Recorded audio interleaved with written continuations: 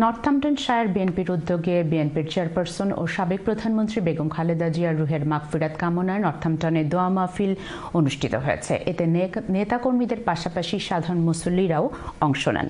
দোয়ার পূর্বে বেগম খালেদা জিয়ার কর্মজীবনের উপর সংক্ষিপ্ত আলোচনায় বক্তারা বলেন, ইসলাম ও আলেম সমাজের দরদি ছিলেন বেগম খালেদা জিয়া। বিস্তারিত জানাচ্ছেন এহসানুল ইসলাম চৌধুরী শামীম।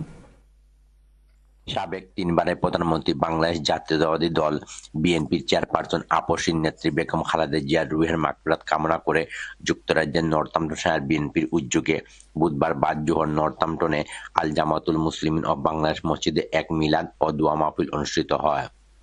উক্ত দোয়া মাহফিলে নর্থাম্পটনশায়ার বিএনপি এবং অঙ্গ সহযোগী সংগঠনের নেতৃবৃন্দ সহ সর্বস্তরের নর্থাম্পটনবাসী দোয়ায় শরীক হন।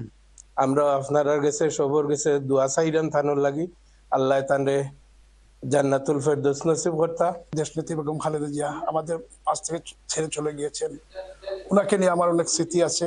1995 সালে আমি যখন এমসি ইউনিভার্সিটি কলেজের সাধারণ সম্পাদক ছিলাম, তখন বাংলাদেশের শিক্ষা মন্ত্রণালয় কর্তৃক যে বাস উপহার দেওয়া হয়েছিল এমসি কলেজে, সেই বাসের চাবি এমসি কলেজের তৎকালীন বিপি এবং জিএসএর নেতৃত্বে আমরা ম্যাডামের সাথে সাক্ষাৎ করে ওনার তেজগাঁও নাখালপাড়া অফিস থেকে আমরা চাবি সংগ্রহণ করি। এই স্মৃতি আমার আজীবন মনে থাকবে।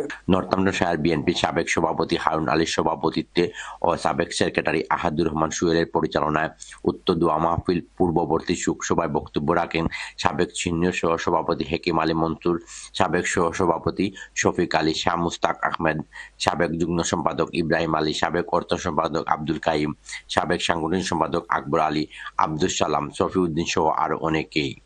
ফেরার দেশে ম্যাডাম চলে গেলেন, এটি আমাদের অনেক বেদনা। তিনবার প্রধানমন্ত্রী বেগম খালেদা জিয়া শুধু একটি নাম নয়, এক প্রতিষ্ঠান, এক মহাকাব্য, যিনি গণতন্ত্রের জন্য সারা জীবন সংগ্রাম করে গেছেন। দেশ যখন একটি গণতন্ত্রের পথে এগুচ্ছে, ঠিক সেই সময় ওনার চলে যাওয়া সত্যি হৃদয় বিদারক।